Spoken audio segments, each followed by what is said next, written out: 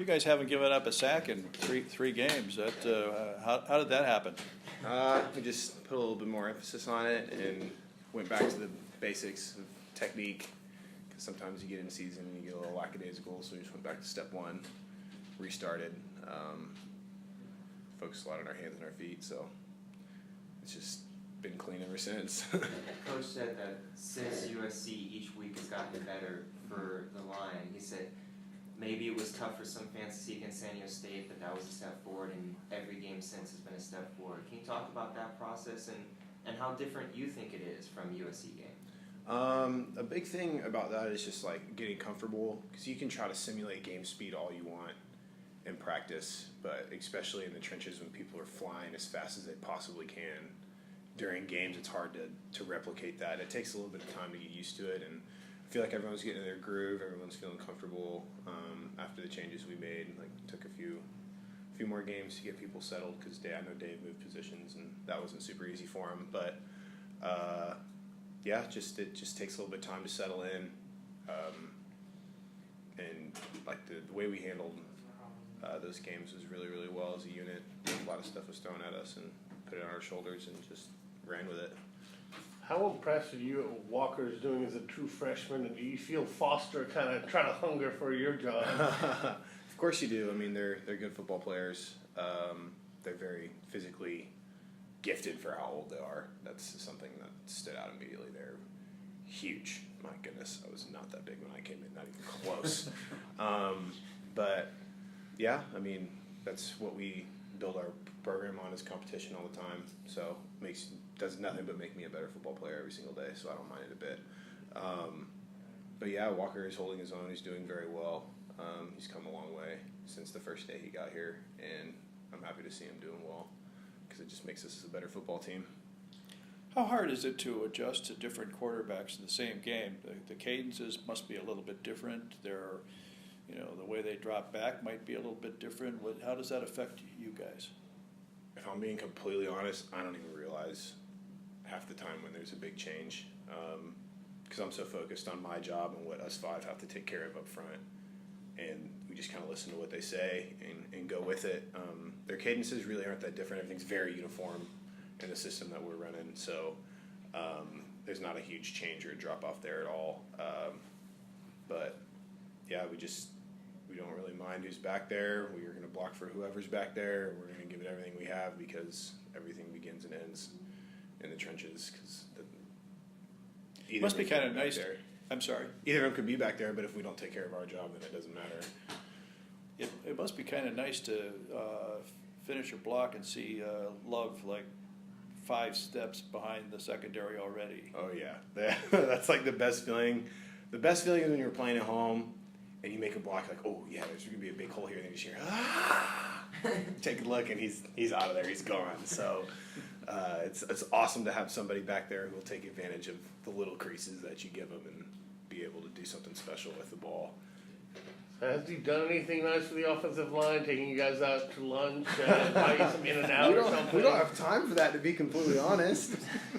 We don't even barely have time to go get O-line dinners nowadays, because once school gets rolling, I mean, I wake up at 8 o'clock and I don't get back to my dorm room until 9 p.m. every day. So you're pretty much busy all day, every day. If we had some time, I'm sure we'd do it, but we just don't have it.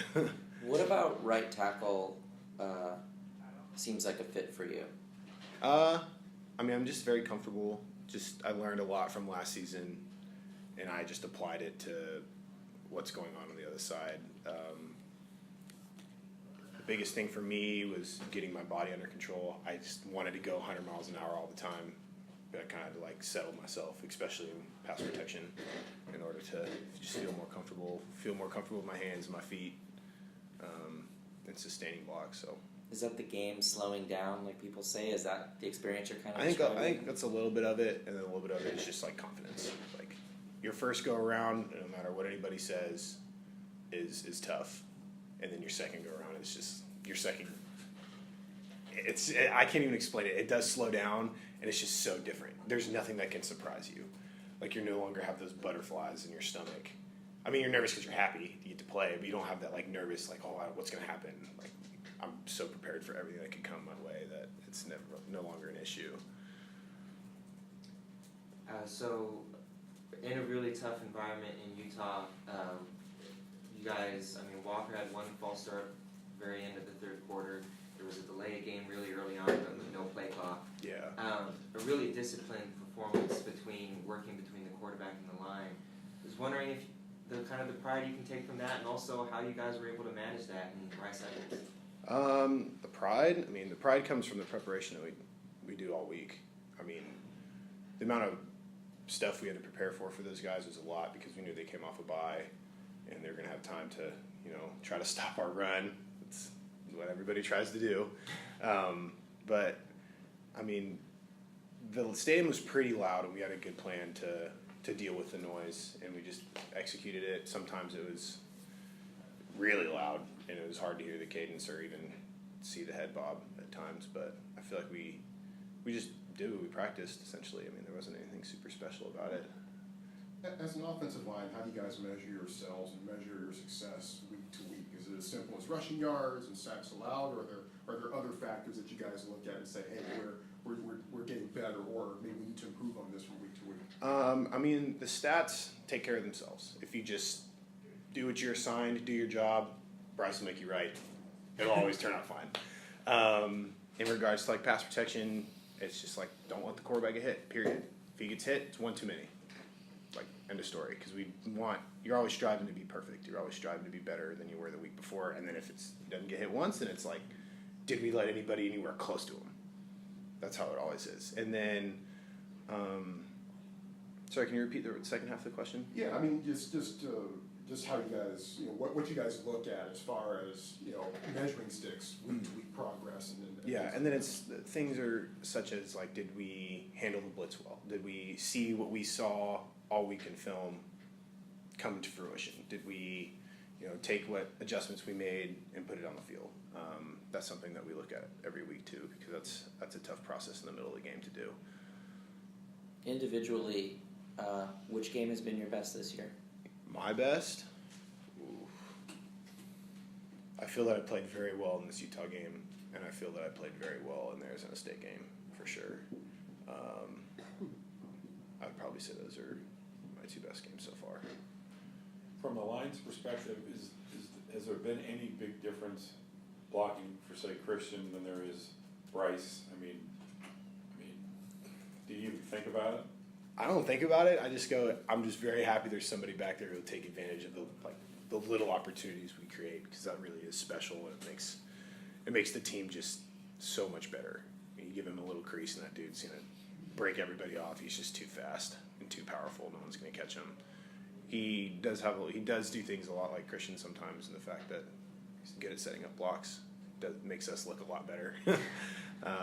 But yeah, they're both so special, and they're both such good football players.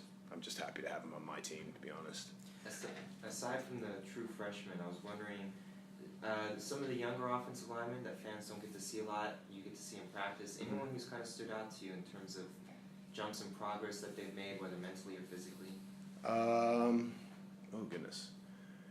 Yeah, I mean, all of them, from the beginning of training camp to the end, took immense jumps. Just because, like, the speed of the game, like I said, like, slows down and you start to learn things. Nick Wilson has gotten so much better. He's much better.